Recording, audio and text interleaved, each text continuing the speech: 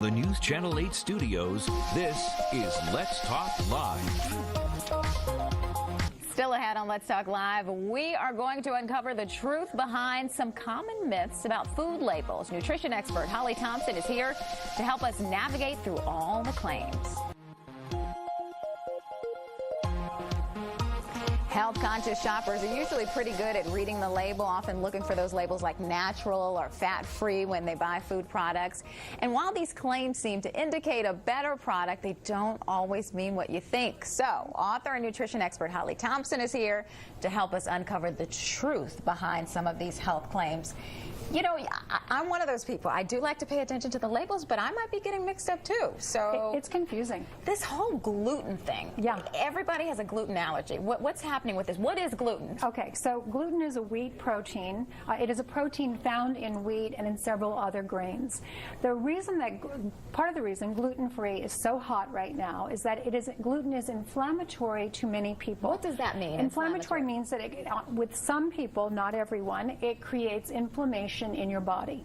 So for example, all of the trend towards cleansing and removing certain foods from your diet, gluten is always in there in those food groups because gluten is inflammatoral in many people. So if it's inflammatory, what will it do? What would your symptoms be if you're inflamed? You know what? It could be a series. It could be gastrointestinal issues. It could be bloating. It could be IBS.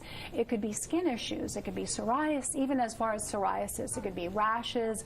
It could even manifest in milder ways, like in some joint pain, headaches. You know, very common things that people deal with every day are often associated to a root cause of inflammation from a food group. So gluten is commonly one of those.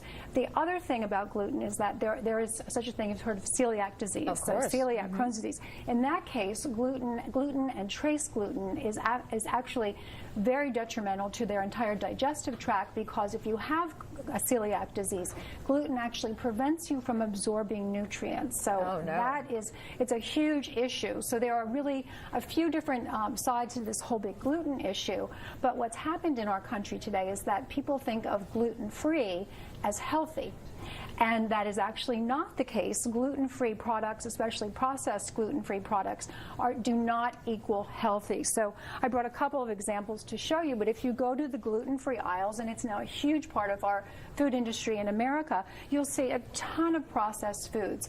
A lot of people mistakenly think that they mean healthy, or that it means organic, or that they should be buying gluten-free because it's good for them, and that's just not the case. So if you don't have a gluten allergy, you don't need to buy a gluten-free product? You don't need to. You know, on the other side of it, and that's another segment, we could talk about gluten intolerance and what that means, and more about how that manifests itself. But if you do not have celiac, if you don't know that you have a gluten intolerance, then don't go for the gluten-free processed foods. It's always better to go for whole foods anyway.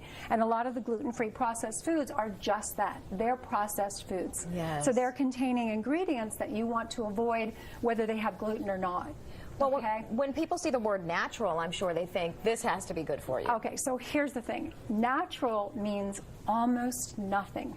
It has, and it is crazy, because in preparing for this segment, obviously I went grocery shopping for some items I confess I don't normally buy, and natural is on almost everything. It's on food products, it's on cosmetic products, it's on skincare. So the FDA is not regulating this at all? It is mildly regulated with very loose boundaries. Most people say it means nothing, because at a root level, even with most commonly made food additives that are put into processed foods, everything at one point was natural or real.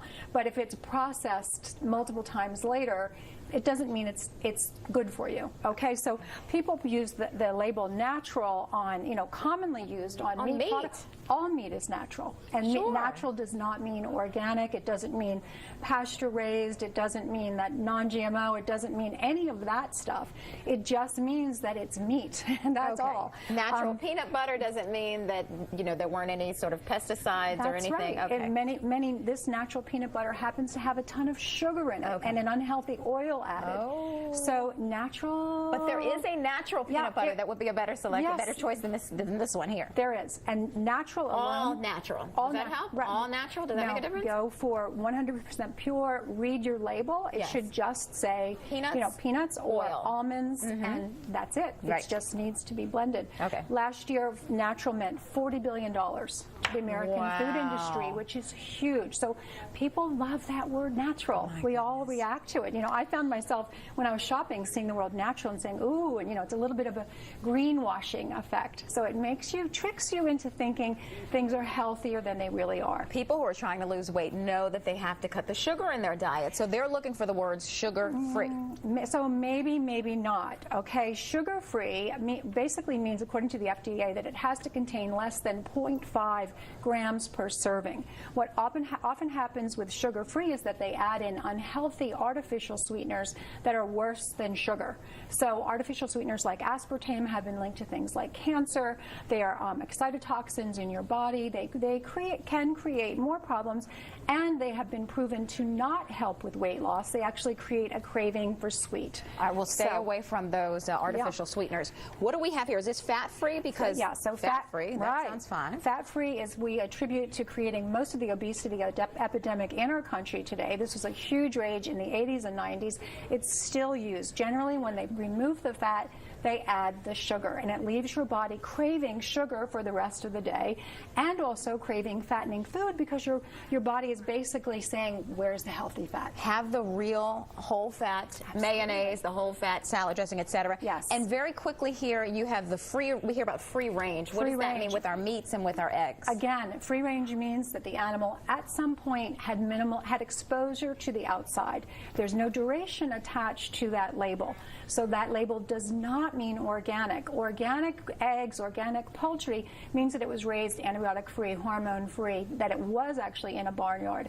Free range means that once had access to the outdoors. They could have walked it from outside into the holding cell. I'm not claiming that, but that's basically what it means. Thank you, because I have been buying free range thinking I was doing something good. Go for the Holly, organics. you saved me. I appreciate that. Yeah, I will. I'll go for the organic. For more information on uncovering the truth behind food labels, we want you to visit HolliThompson.com. That is Holly with an I, and we'll be right back.